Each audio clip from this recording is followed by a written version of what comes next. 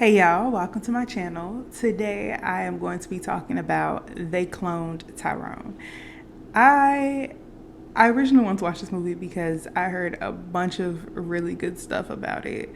And I heard that it's gonna like awaken the inner conspiracy theorist in me. So I was definitely ready to jump on board. I'm not gonna do too much talking. We're just gonna get right into it.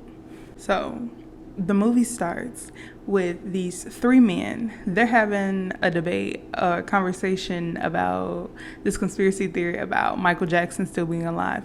One of the guys swore up and down that he saw him because the dude looked just like him, nose, face, and everything, except that his skin was darker. The other guy was like, "Yeah, you saw Michael Jackson. I saw Tupac." They were all just having a debate on about the conspiracy theory about them being alive or whatever. So the scene kind of pulls back to this man selling CDs at his car and to this little boy who's on his bike riding by. His name is Junebug. And Junebug is looking for this guy, our main character, and his name is Fontaine. So Junebug, he finds Fontaine, right? And he tells him that this guy is on one of his corners. Fontaine is a dealer, and I guess one of the guys was trying to move in on his territory. So Junebug and Fontaine, they get in the car. Junebug's telling him what's going on, and they're having a conversation in the car about SpongeBob. I thought this whole interaction was really cute, and you can tell that they're like close, I guess. But Fontaine, he pull up to the corner. He sees the guy, and the guy's acting big and bad. Like, what you gonna do? What you gonna do? And Fontaine, he drives away. He's like, yeah, that's what I thought. So Fontaine, he wasn't driving away at all. He was driving to kind of turn around, and he actually drives into the dude. So the dude's pretty messed up at this point. He's like, and he's talking big stuff. He's like, wait till you don't know who you're dealing with. Wait till I tell Isaac about this, blah, blah, blah. Apparently, the dude works for this dude named Isaac, who's like another head honcho, big boss guy who was again trying to move in on Fontaine's territory. Fontaine not studying it at all, so he drives away in his car. He dropped Junebug off, give him his little money for the information, and he goes home. Now, I should point out that Fontaine, he supports his mother, and his mother, she is in her room. He tries to bring her food, but she just said that she's full. He didn't see her, but he was like, she's like, I'm good. I ate earlier. So he's just sitting down. He's eating the sandwiches. He's chilling in the house. Now, one of his dudes come over because apparently it's payday. They're not paying him. They're paying him. Like, he's rounding up the money that they made.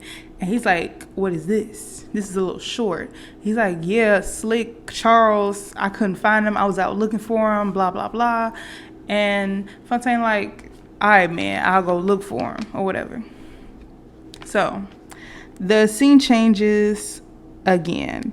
And Slick Charles, he's at this hotel, the Royale. The reason dude found out because there was this other girl who works for Slick Charles, and she told him where his new address was.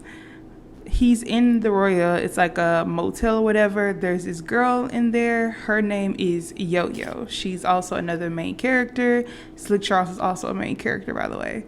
And Yo-Yo's yelling at Slick Charles. She's like, I don't need this. I don't need you. I'm done. I forgot what started this whole altercation or whatever, but she's going off. She's packing her bag in a fuss. She's like, I'm finna go invest in some type of Bitcoin or whatever.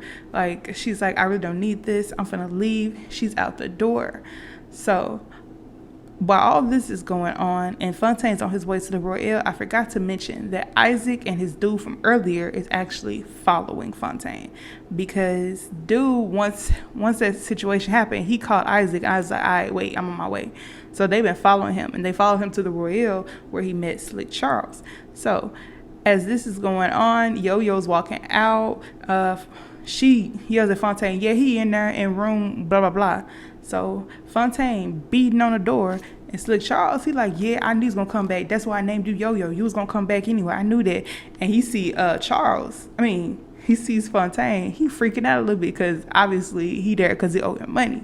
So Eventually, he get him to open the door. He going through his stuff. He rummaging like, where's my money at? Where's my money? And I ain't even gonna lie, Jamie Foxx, who plays Slick Charles, is actually so hilarious in this movie. He is cracking jokes. He is just like, black men need to stick together. Like, you can't be doing me like this, man. Let's make a deal, blah, blah, blah, blah. Like, he is just making every excuse in the book to why he does not have this man money. But Fontaine eventually finds some sort of money, and Slick Charles, he talking his mess as Fontaine's on his way out the door, like he was in the right or something, like Fontaine just disrupted his peace for no reason or whatever. So Fontaine, he leaving out the door, he not studying what Charles is talking about or whatever. He gets in his car, and while he's doing that, a car pull up behind him. They're blocking him in. He can't go nowhere, so he beeping on the horn like, move. And then he starts to get this feeling. He didn't look back on it. He's just getting this weird feeling. So he pulls out a situation, and he's taking a breath, and he jumps out his car. But as soon as he jumps out his car, he got hurt several times, and he gets back in his car like he was just barely at the door. He gets in his car, he's trying to breathe, he's trying to back out to go get some help or like to go take himself to the hospital or whatever, but he can't move. The car's back in, and then he slowly fades away. So it's the next day, and Fontaine, he wakes up like nothing happened. Like, he don't even remember what happened. And he's straight. Nothing's wrong with him or nothing. And he just goes about his regular routine. He usually goes to the corner store, buys some cigars, something to drink, and a scratch off. And he also interacts with this man nicknamed Frog every day. Like, this is his routine. Everything's normal. But suddenly, he sees this black man limping down the street, and he's noticeably hurt. And like I said, he's limping, and there's something on his shirt. Like, you notice that he's hurt. And all of a sudden, this black van comes out of nowhere and pick him up, and just like that, he's gone. The van's gone and everything. So Fontaine don't think too much about this, but it's noticeably weird. But like I said, it's his regular routine. He do all the things that he normally do, and eventually he gets home like he does every day.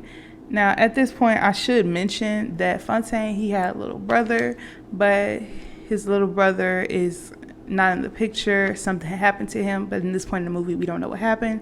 We just know by context clues that he had a little brother, and his little brother is gone. So he talks to his mother like he usually do. She's in the room, she's chilling. She's like, I'm good, I already ate, whatever. So he sees the pizza box from yesterday, and he's thinking, oh yeah, I gotta go see Charles about my money. So he drive up to the Royal, and Charles, he's banging on the door. Charles looking out like, am I seeing a ghost? Like, why am I seeing ghosts? He's freaking out, as he should, because Charles, he witnessed the whole thing. He saw Fontaine go down. He knew that Fontaine was gone. He was gone. So he's freaking out. He's like, what is going on? Fontaine, he not believing it. It's like he don't recall what happened yesterday. So he's thinking dude's tripping, and all he cares about is money. And Charles is like, oh, you don't believe me? Ask Yo-Yo. Yo-Yo saw you come yesterday. She saw you. And he's like, and I guess whatever. They drive up, they go find Yo-Yo. Yo-Yo, she's on the corner talking to a John when they pull up. They in the car like, hey, get in. And she's like, you see, I'm busy. But, and the dude's like, yeah, we busy. And dude was like, go on about your way. John drive away, whatever. She gets in the car. Then Fontaine starts asking questions. Like, did you see me? She's like, yeah, I saw you, blah, blah, blah. And he's like, did you,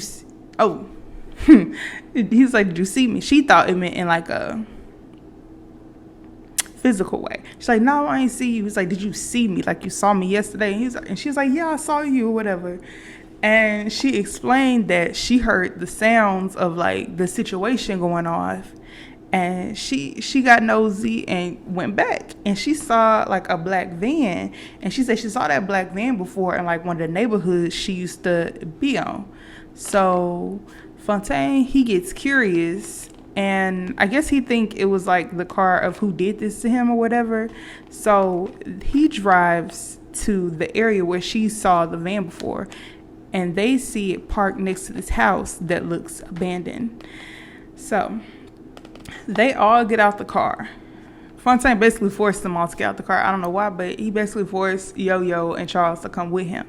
So he break into the house like a crazy person or whatever, and the house looks abandoned. It looks empty, and they looking around or whatever. And Charles and Yo-Yo like, okay, can we go? There's nothing here. But Fontaine, being the curious cat that he is, he looks around a little bit more. And he sees this door that has like a green glow to it. So they go in and they see like this break room looking area. Like there's lockers, there's a TV playing, a cup of like coffee or whatever is on the table, and there's chairs and stuff.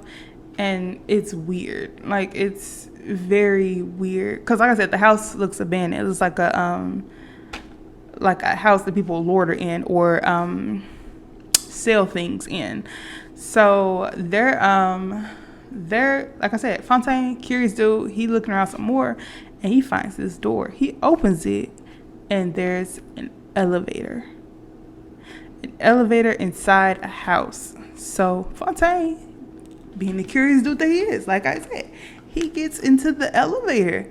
At this point, I should say that being me that I am not that curious. I would have not gone into that elevator because I already know something's weird. And apparently Charles felt the same way. He did not want to go into that elevator. But Yo-Yo was like, yeah, this is weird, but I'm a little curious too. Charles the only one who was making sense at this point. He's like, I think we should go. But even though he was talking sense, he still went into that elevator. So they go down and they see like this weird laboratory looking area, and there's this dude in there, this Caucasian dude, and he's dancing to a Michael Jackson song, that don't stop till you get enough, that song. He's jamming to that song, so he can't hear them, and he turns around and sees them, and they all pull out a situation because all of them packing, and the dude, he's kind of frozen looking around like. And then he takes off running, but Fontaine get him. So he's holding him against the wall. Like, what is this? Like, he's asking for information or whatever. He's like trying to understand what's going on. And while that's going on, Charles and Yo-Yo, they're looking around. Charles, he sees some white powder on one of the tables, and he thinks it's snow. So he dips into it a little bit, and he takes a little bit with him. But Yo-Yo, she's looking at all the other chemicals and stuff, so she's just looking around being all curious or whatever. And Fontaine like, Charles, come hold this dude. So Charles, he's looking at him, he's talking to him, and he's like giggling a little bit. Like, even though nothing's fun, like he's acting weird. Like you can tell that he's like trying not to laugh, but he's laughing. And Yo-Yo, like I said, she's being curious. She's such a chemist or whatever. So she put like these two mystery liquids together, one into the other, and it starts overflowing. So she drops it, and that scared Charles. So Charles, his situation went off, and the lab tech dude, he was gone. He was out of there. And some alarms start going off, and everything's going crazy. And Yo-Yo and Charles like, oh my gosh, they're freaking out, whatever, obviously, because they did not mean to do that. That was a complete accident. But like I said, alarms going off, and they ready to go. They're like, Fontaine, let's go. Fontaine, he is frozen. He is shocked. He is shook. He's looking at something. We can't see it yet. But all of a sudden, they come over his shoulder, and they're looking at it, and they're shocked as well. The video pans down, and it's Fontaine's body with the original wounds from the other night. So at this point, they're out the house, they're driving away, getting away from the scene. Fontaine, his mind is moving a million miles a minute. Like he don't know what he just witnessed. He's discombobulated. He's discombobulated right now. And Yo-Yo's like, one of them is like, we need to find somewhere safe. We just need to find somewhere to hide. Dude is gone, and we need to find somewhere to hide. He was like, I know a place. So they drive to her grandmother's house. Yo-Yo, she has a key, so they go upstairs to like her old bedroom or something, and they're freaking out. Like, not only is there like this weird underground secret lab under this house, also there's a dude who was just unalived. And not only that, they saw Fontaine's body, and they're just like, what's going on? Fontaine, everybody else is freaking out. Fontaine looking calm, but he's also freaking out. So like slowly, he's like, I don't know what that is. I don't know what we just saw, but that wasn't me.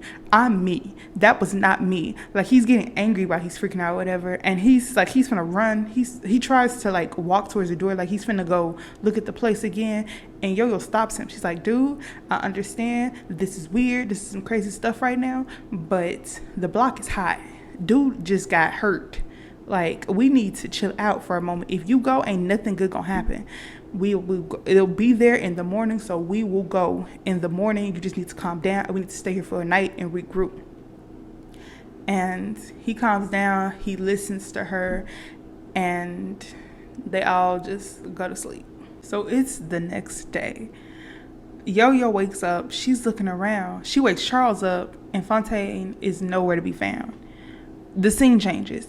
Fontaine and 3 other dudes with a situation, they bust into the house. They looking around, and the once abandoned house is full of like beds and couches and pictures and furniture and clothes and stuff. It looks like somebody actually lives there.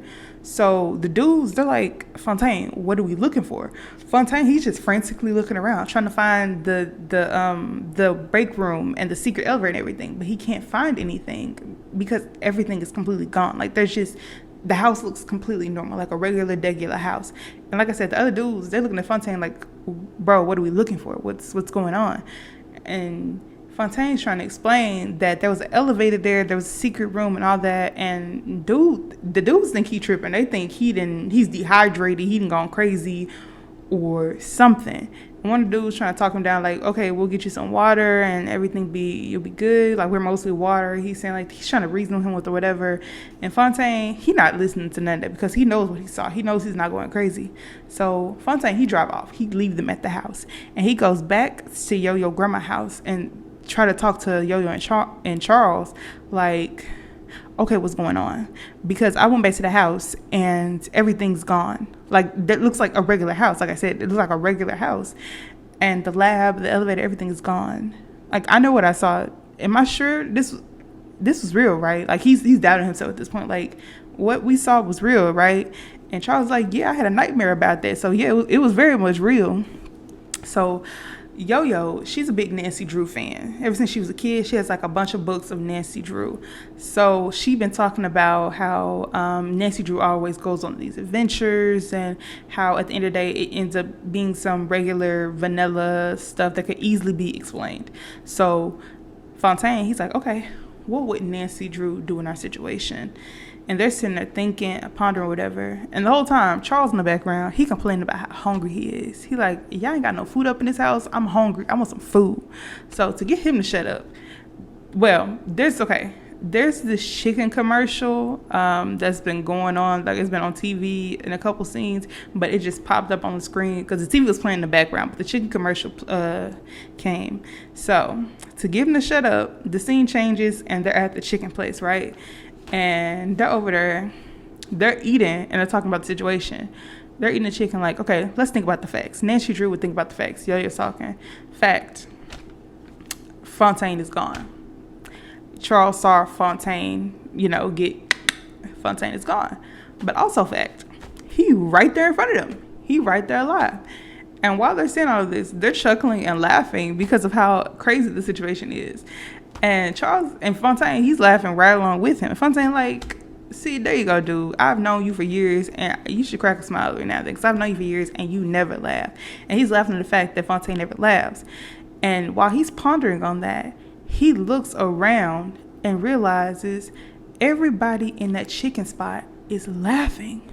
So out of nowhere, Charles, he throws the chicken on the table. He's like, it's in the chicken. It's in the chicken. It's in the chicken. And they're like, dude, what are you talking about? What are you talking about? And he explains that white powder stuff that he picked up from the place that he thought was, snow. He's like, I took I took a little bit of it, and I couldn't help but laugh. I was just laughing or whatever, and everybody around us is laughing. That stuff is in the chicken. So they're looking around, and like everybody in that spot is laughing and eating, having a good old jolly time. So they're freaking out, like, what the heck is going on? And they're going a little crazy. So they see the manager dude walk by, and they're just like, okay, one of us needs to go ask some questions. So Yo-Yo, she's gonna use her feminine charm to go talk to the manager, and it works. He's very much interested, and she ends up offering certain services for food to distract him. She says she wants some chicken, some coleslaw, a biscuit, some tea, all that great stuff. Dude is happy to oblige because he wants her services. And like I said, it was a distraction. So she's snooping around. She finds this tape recorder saying that something about it being an experiment and how the test subjects are reacting to it, the control group, yada, yada, yada, all that crazy stuff. And as she was looking around, the dude come back. He busts in. And he's like, I got this for you, blah, blah, blah. He's happy. He's ready to go, whatever. And she's distracting him again with her feminine charms, And she looks on the screen, and there's like a bunch of cameras on the screen. Like, it's watching everywhere in the chicken place. But she notices something out of the ordinary, not just the chicken places. So she's clicking a button and, changing the screens. And she notices that the cameras are watching from a bunch of different places. There's a hair salon, a dance club, if you know what I mean. I don't know if I can say it on YouTube, but a dance club, and other places as well, even a church. And, she makes an excuse. She gets up out of there, and she lets them know. They regroup in the car, and she lets them know what's going on. And she's like, this is a conspiracy, bro. They're watching us. They're experimenting on us. Something weird is definitely going on right now. And like I said, their mind is blown. They're freaking out right now. And Yo-Yo wants to investigate. Charles, he's like, nah, bro, this is too much. We're no investigators. Like, I'm an entrepreneur. He's a seller, and she's a service provider. We're no investigators or whatever. While this is going on, Fontaine is like, he's looking around, and there's these people in a white van that pull up, and they're bringing like chicken products or whatever. It's got the chicken logo on the box or whatever, and they're bringing it inside. So Fontaine gets the idea to watch them and follow them. So once the van takes off, they're following them along, and they pull up to this beauty salon. So what happens is Fontaine gets the idea. He's like, okay, me and Yo-Yo gonna go in the beauty salon and look around and watch them while you go in the truck and look around. So what happens is they walk into the beauty salon or whatever. They're looking at all the devices that the people from the truck put down, and they put down this perm box. And they're looking at it or whatever. And there's this lady there. She's talking about how she's a teacher and how she don't get paid enough, and how she sometimes have to come out of pocket to pay for things for the students, and how it's unfair. And they're also doing budget cuts again. And she's mad about it. She's like, this is crazy. I should do something. And the hairdresser starts putting the perm in her hair. And she slowly relaxes. And she's like, maybe I'm tripping. Like, she basically completely forgets why she's angry, and she just calms down, and it's just like, whatever. Like, she wasn't even mad about what just happened a couple seconds ago. So while this is happening, Charles, he's in the van. He finds this like government official key card looking thing. So he takes that. He also goes into the back of the truck where all the product is. He finds like a bunch of other stuff. He finds grape juice as well. So he's looking around like, what in the world is this? Back into the salon, Yo-Yo and Fontaine, they about to leave because they see the people from the truck leaving. But all of a sudden, Isaac, he's like, I thought my eyes are playing tricks on me.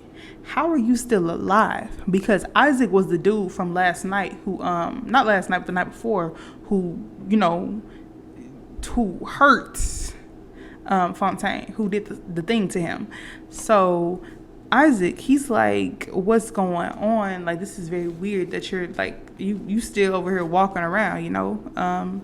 So there's a lady who works in the salon, or she owns the salon or whatever. She's like, take y'all mess outside or whatever.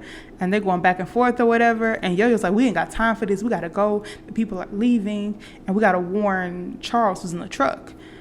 But Isaiah, he's like, you know what? We're going to go because I got a haircut to finish. But I'll be seeing you real soon. And, he got a situation on his hip. He's trying to be threatening or whatever. So they eventually walk out, but it's too late. Charles is stuck in the truck, and the truck then took off to their next location. And Yo-Yo and Fontaine, they got out way too late. So they don't know which direction the truck went into. So they just picked the direction and started driving. And they're trying to find Charles or whatever. And they look, I think Yo-Yo looked at the perm box, and she read it, and she said, straighter is greater. That's like a logo for the box or whatever, for the perm. And Fontaine is like, where have I heard that before? And the dude from earlier, Frog, the homeless dude that he see every morning, who's always saying random mumbo jumbo, everybody thought he was crazy or whatever, but he said straighter is greater to Fontaine one day. So Fontaine's like, I think this dude know more than what people think he know or whatever. So they pull up to the corner store that he go to every morning. And he's like, what do you know? And dude is talking in riddles or whatever. But they eventually get out the information about where the truck may be or where the location is for the operation. And it turns out that it is at a church. So they drive to the church and they find the white van and they get Charles out eventually. Like, they break into the truck and they get him out. So Charles, he's like, what took y'all so long? Like, he's being real rude, even though they just saved him, basically. But they, all three of them, they walk into the church, and you can tell that it's definitely an African-American church. It's colorful. It's colorful people everywhere. And, they getting lit. Like, the church is beat. I ain't gonna lie. But the preacher, he's preaching about how we need to be obedient to our master, and how it doesn't matter if the bills are paid, if rent is paid, if lights bill, we got food, gas, and all that, and nothing else matters as long as we trust in the plan. And while all this is going on, we see empty bottles of the grape juice from the truck. And it's the communion wine, the body of Christ, and the, so on and so forth. So apparently, like I said, everybody was drinking the grape juice, and out of nowhere, everybody started dancing. They started getting down in the church, and them three, they're looking around like, okay. Charles was like, I know I ain't been to church in a while, but something is definitely off. And we could tell, well, I could tell that there was definitely something in the juice. Because obviously it was in the van, so something was in the juice. But after the service or whatever, it's dark now. And they're looking around for the entrance because they know there's an entrance somewhere. And Fontaine, he notices the picture of Jesus and how he was pointing at something. So he looked at where he was pointing, and it was like this table where there's like a Bible and a cross and some other stuff on top of it. And he moves like there's like a something over the table. So he moves that, and he finds the thing that you have to scan your key card for. And they found one earlier. Charles found one earlier when he was on the truck. So he scanned it, and the thing lifted all the way up, and there was a freaking elevator.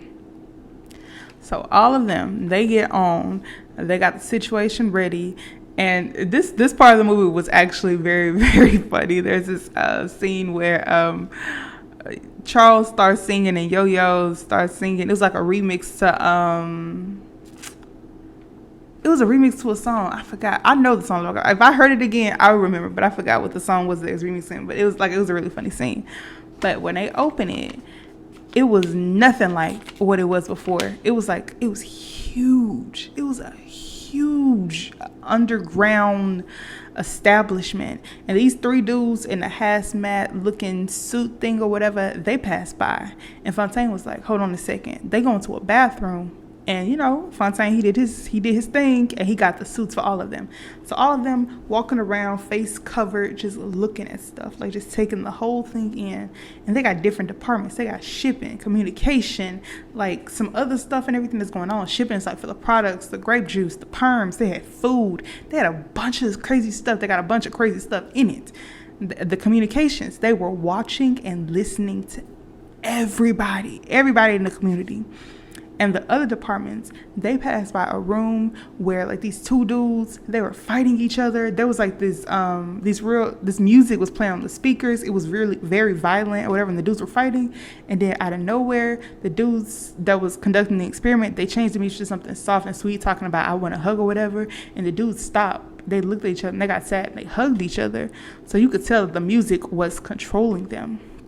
And in another room, there was this lady. She was watching like this TV with a bunch of propaganda about feeling beautiful and being beautiful, whatever. And she couldn't close her eyes. Like these things were literally holding her eyes open. She was just like absorbing all this propaganda or whatever. And it was so much craziness going on. It was creepy. I ain't gonna lie. This part of the movie was very, very, very creepy. And at this point, Yo-Yo in charge, they're like, I'm uncomfortable. Rightfully so. They're uncomfortable. They're ready to go. They're ready to get up out of there. But Fontaine, he's not content yet. He wants to know what's going on and what he came for. Because like I said, last time he's found another one of these things, he found not his original, but one of his bodies. From what happened a couple of days ago with Isaac.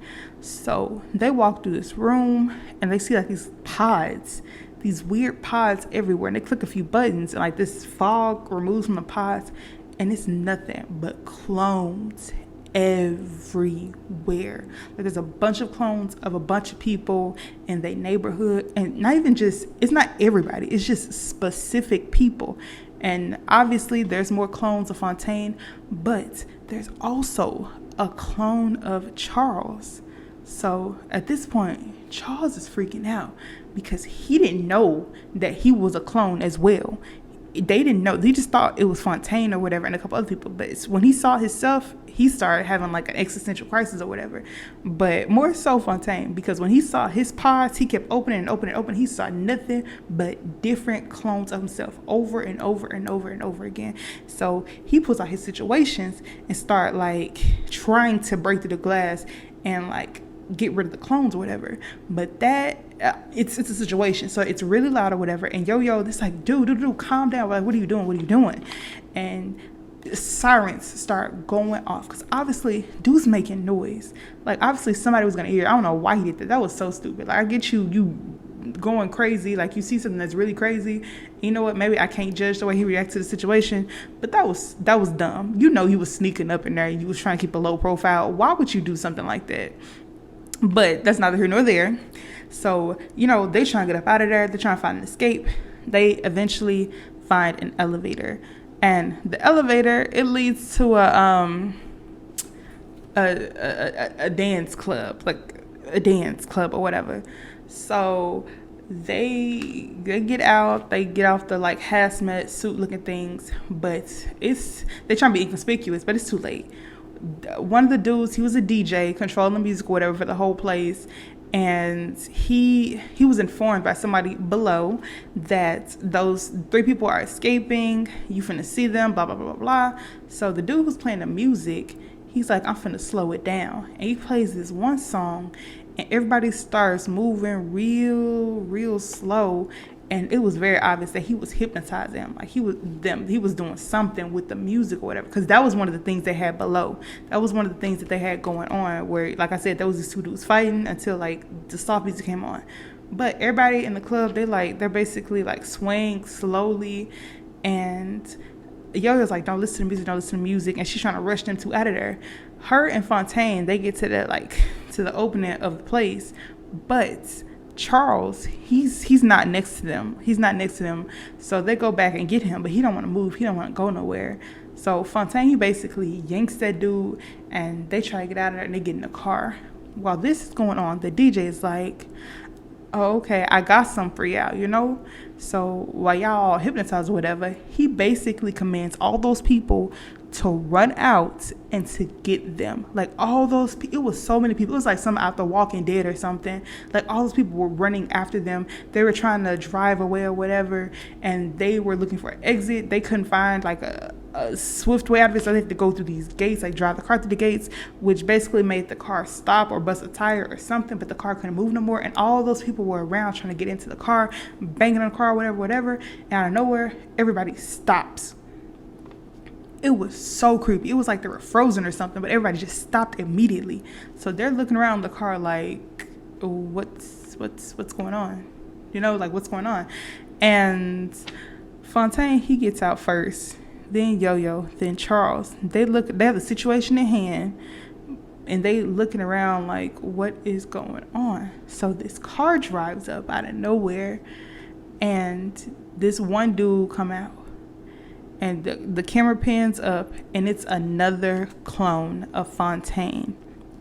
But apparently he's a driver. He's dressed in like a little suit or whatever. And another dude comes out. This dude is Caucasian. And he's like, he doing this whole villain well moment or whatever.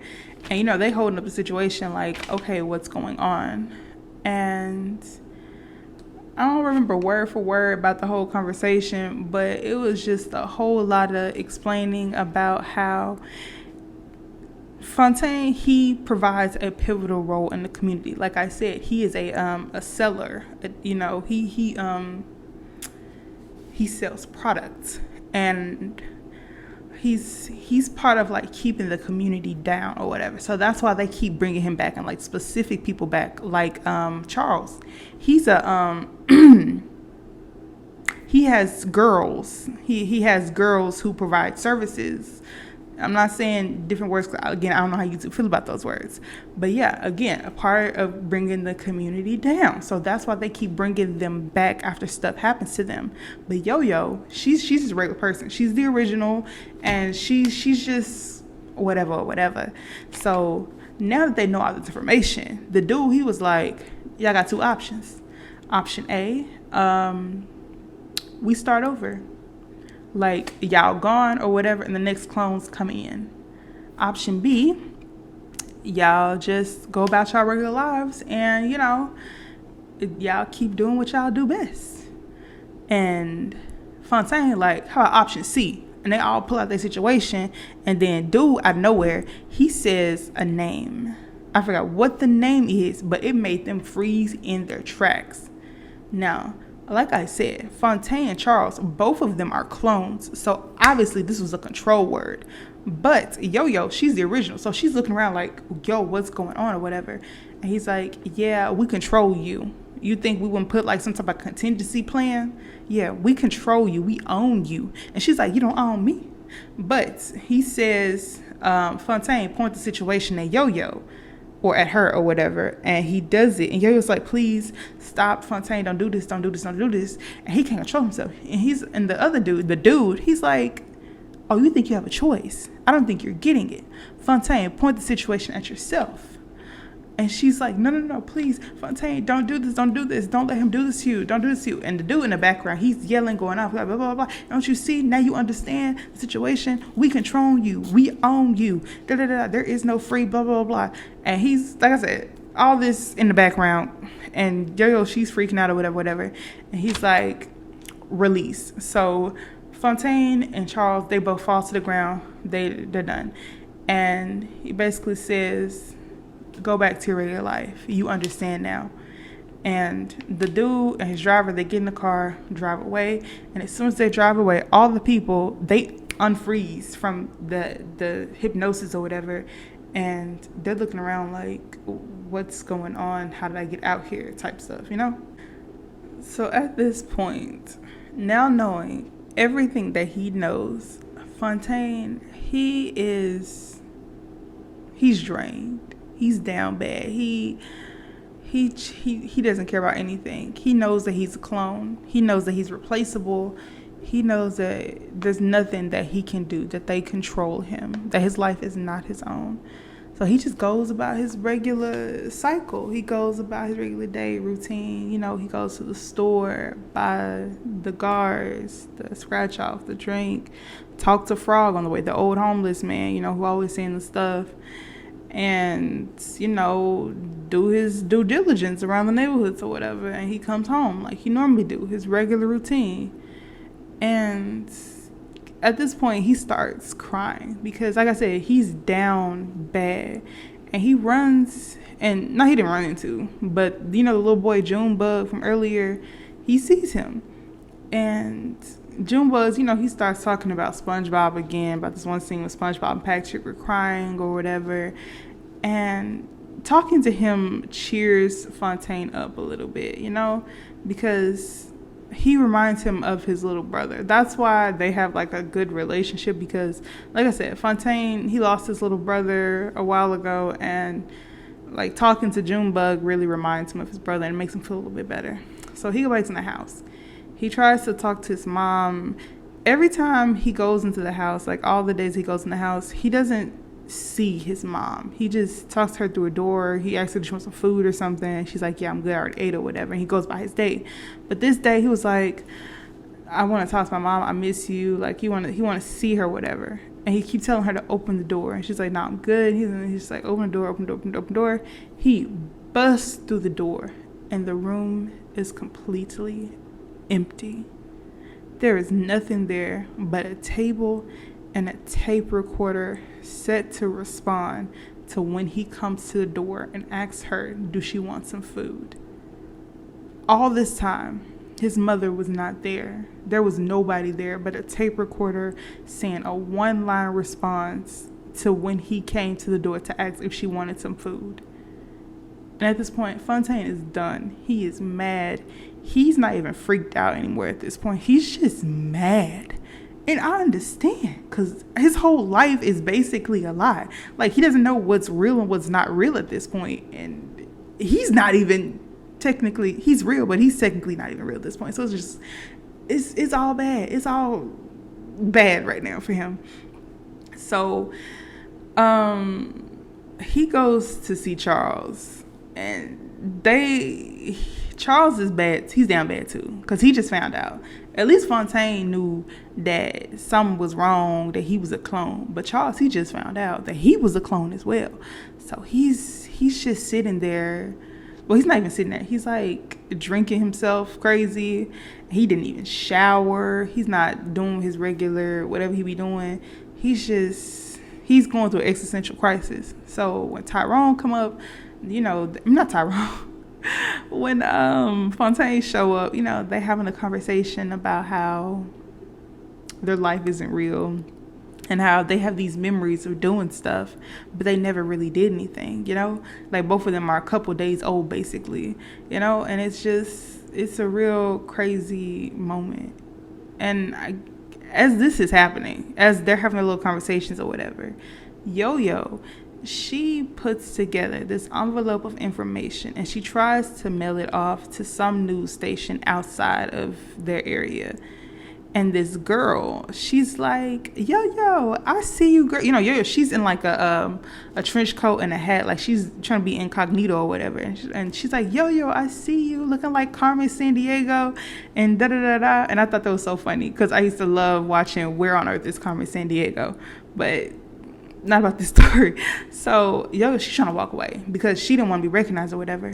And out of nowhere, the black van from early in the movie, it popped up again, and it didn't grab the girl. She was gone. So the scene cuts back to Charles and Fontaine. What ends up happening is, you know, they come to an understanding. You're like, you know what? We're going to do something about this. We don't know what we're going to do. We finna find Yo-Yo. We finna plan something. So Charles, he go take a shower, because like I said, he ain't been showering, and, you know, he get himself together, and they go out and they go look for Yo-Yo. They run into the girl who saw Yo-Yo when she was trying to post the envelope, and he's like, have you seen Yo-Yo? Where is she? She like, maybe I did, maybe I didn't. And she wanted some money. That's all it took. She just wanted some money. So they gave it to her. And she's like, yeah, I saw it on blah, blah, blah, blah, blah. And I guess, you know, she was working, and I saw it with some John. She got in his van. And apparently he was a baller or something or whatever. And that was like how they explained the van. Like, it looks like one of those NBA ballers vans or whatever, or like somebody important or whatever. So Fontaine knew immediately that the government people had got her. So he's freaking out. He's finna go find her. He's ready to go. Charles is like, dude, calm down and think about this. What are we going to do to get her out of that place? It's not like before. They know we know where they are. So they're going to be expecting us again. How are we going to get in there? So they're sitting there thinking. And Charles is like, okay, I got a plan. But you ain't going to like this. So Yo-Yo, she's underground, right? And the dude that was in the car from earlier to how he owned them and how their life is not their own or whatever, he's talking to Yo. Yo was in one of those padded rooms that they saw earlier when they came to scope the place out. And he's talking to her. He's looking at all the information that she tried to mail out because obviously they got it.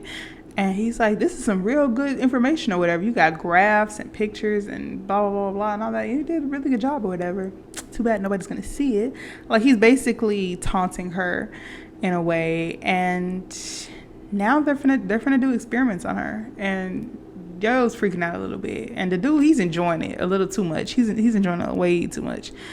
But the scene cuts. And they go back to Fontaine. He went to Isaac to explain everything that happened because, you know, Isaac, he got a whole network. He was a rival or whatever. He explains how it's a government facility under the neighborhood and how they've been experimenting on them and how it's, you know, the whole hoopla of the situation, whatever. And he's like, yeah, right, I guess so, whatever. And he's like, you should never came back. Pulls out a situation and gets him. So what ends up happening is they throw him out on the street somewhere. The van comes up, picks up his body. And, you know, they pull out another clone and it's good to go. And he goes about his merry little life. And he goes about his routine or whatever. And the girl who they paid for information about Yo-Yo, she was distracting him, and Charles pulls up and he kind of makes him go to sleep. Yeah, I don't know how to explain that better, but yeah, he makes him go to sleep. So they bring him to a house. They tie him up, and that Fontaine, that clone of Fontaine, he's like, what's going on? He's looking around. He's mad. He's gonna get Charles because he's mad, and he's like, sorry, but you know, whatever, plan. And it turns out that this whole thing was a plan. Like, even everything that happened with Isaac, yeah. So what Charles' actual plan was to get information to Isaac through the working girls to say that, to explain everything that did happen and how he will pay him to harm him with the situation. And Isaiah, you know, he's you know, putting stuff together, whatever. He thinks it's a little weird, but, you know, he said he's gonna pay me or whatever. So he's, you know, he's down with the idea, with everything. And apparently, like I said, they convinced him and he's down. And that's what ended up happening. Isaac, I keep saying Isaac, he wasn't vengeful or anything. He did that because they paid him to do that, so that Fontaine, he can get back into the facility. So Fontaine was never gone. He was never unalived. He was just buying time so that they can watch his new clone and he can sneak around the facility. So while all this is going on, Charles, he's rounding the cavalry. They got all the people in the area, all the dudes in the area with situations riding in their cars on the way to the facility. What ends up happening is they pull up to like the gas station where Fontaine goes every single morning, and they're like, they pull out the situation and like show us the elevator. And that was enough to convince the dude, and he showed them the elevator. So now the dudes, it just got real. The dudes looking at the elevator like, whoa. So they get in and they start messing stuff up. Yeah, there's like a bunch of people people running around and kind of screaming, trying to find the nearest exit because there's people with situations everywhere trying to destroy stuff, evidence, research. Not necessarily evidence, but the research. They're trying to free the people from the experiments. Because like I said, there's a bunch of people down there, a bunch of colored people down there who've been tortured basically for who knows how long, whatever. And at the same time, Fontaine, he's out there, he's looking for Yo-Yo, and they find her, they free her, and it's crazy, it's wild. Like, I could not put in words to describe all the chaos that is going on in this scene right now. But what ends up happening is Fontaine, he ends up running into the driver clone that from earlier in the movie that was with the dude, and he ends up in a fight. And they're going back and forth, but I don't know what's on that clone, the driver clone, but he had it. He had it. Fontaine was down for the count, and the driver clone basically dragged him down the hall to go meet another mysterious big bad. So they get to the room. He sits him in a chair, and he's trying to get his head together, whatever. And it turns out that the big bad at the facility was another Fontaine. The crazy part about this is he wasn't even the clone of Fontaine. He was the original. He was like the head specialist, the lead geneticist at the facility. He was the lead geneticist at the facility. He started, well, he didn't, I think he started the whole cloning thing, but yeah, it was him. Like, obviously, he's not the biggest bad. It's a government organization, so he's not head of this. But he basically made a deal with this evil because the whole thing started with his brother. Like I said, Fontaine's brother was gone, and what had ended up happening to him was that he was accused for stealing candy from a corner store, and the police showed up and they pulled their situations on him, and he ended up being unalived. And the thing that really got to him was that he could have survived if they had called an ambulance or something.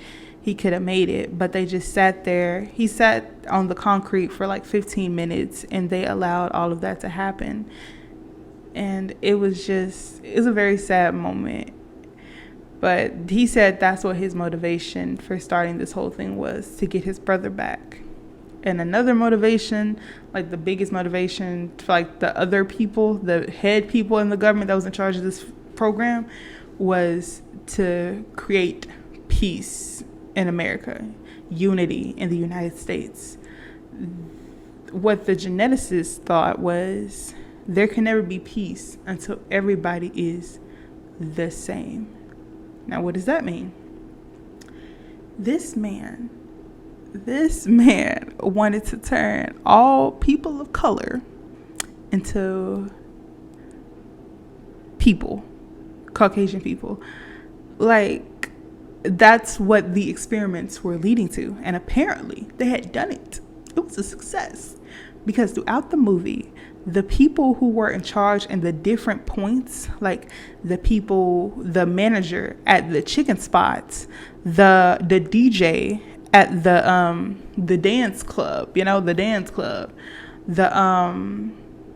who else was it? The dude who was at the corner store who let them into the facility. They were all people of color who were turned into Caucasian people. The only thing about them was they still had their natural kinky hair. That was the one thing they couldn't change. The dude called it stubborn or whatever. But yeah, they basically looked like people with froze. And they thought that was a little weird. They did make little comments about it throughout the movie.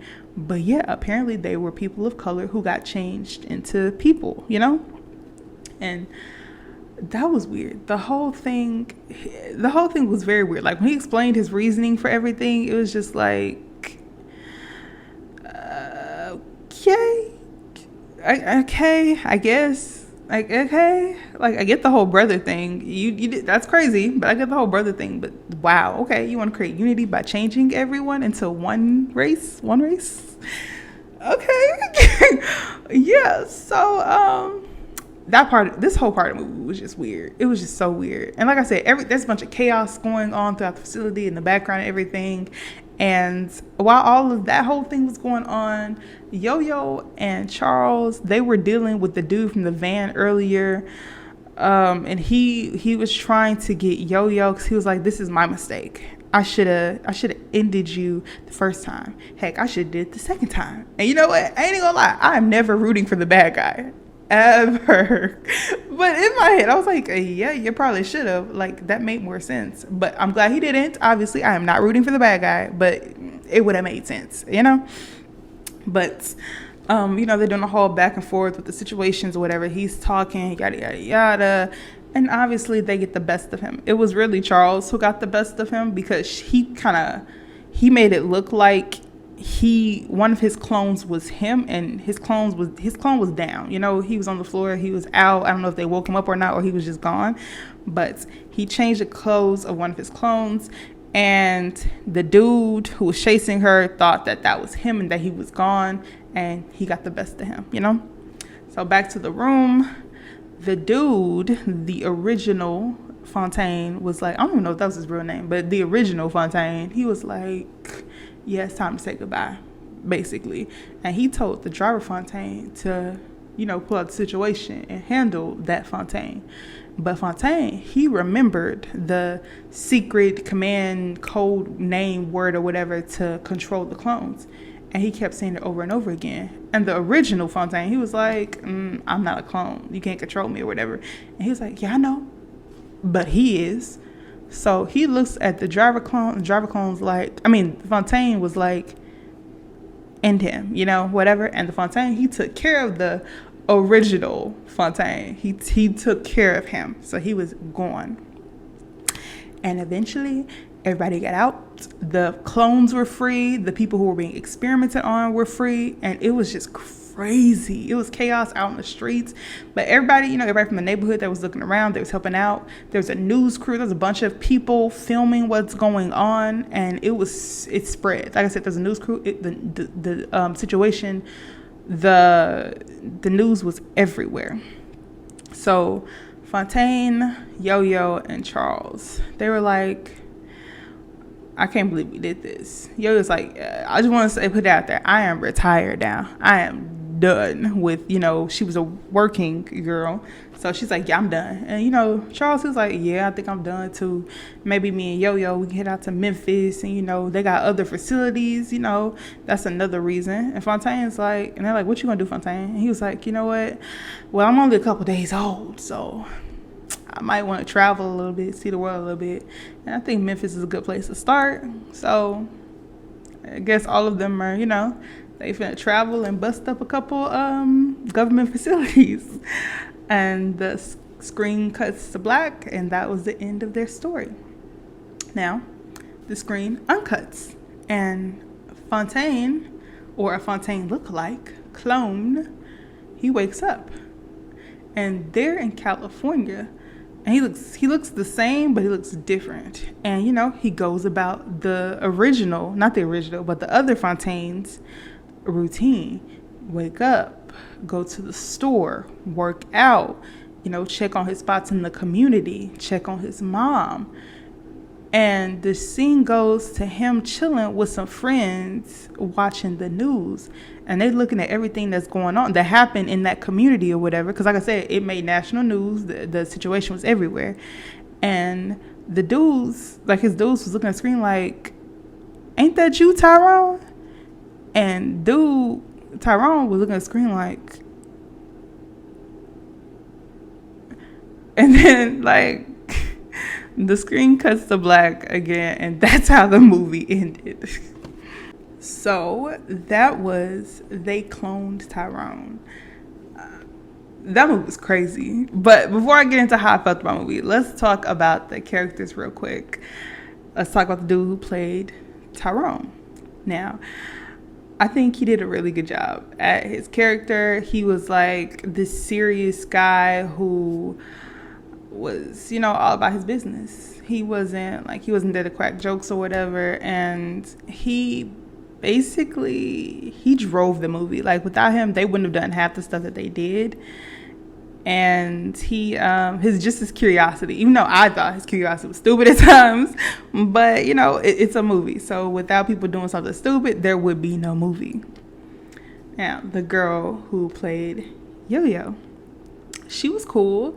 I liked her storyline, even though she was this working girl who kept saying she's gonna quit, how she's gonna find something better for herself or whatever. She kept falling back into her old patterns, which people can do, maybe not that severely, but people definitely find a way to fall back into old patterns. But she was also one of the people who were being curious, because like I said, she was really into Nancy Drew growing up, and she always wanted to be like an investigator and everything, but she never got out of the community and everything.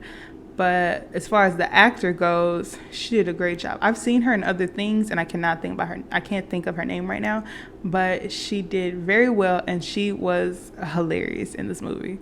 But even more hilarious, Slick Charles, aka Jamie Foxx. Dude had me cracking up this whole movie. Like, his character was so funny.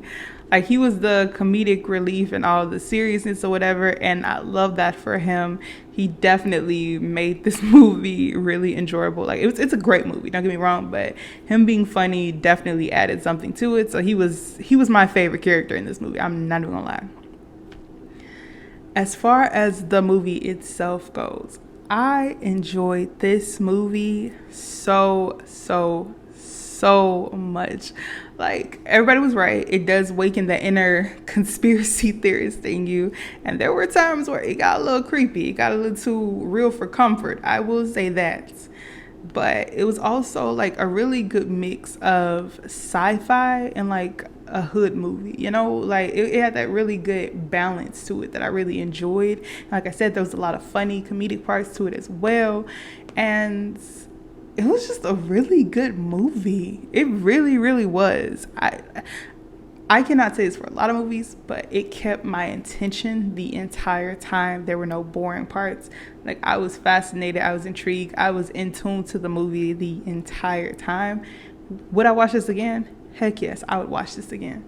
Like, usually most movies, I gotta wait a year or so to like go back to it. This movie, I could easily watch next month. Not a lot of movies can do that for me. Definitely not.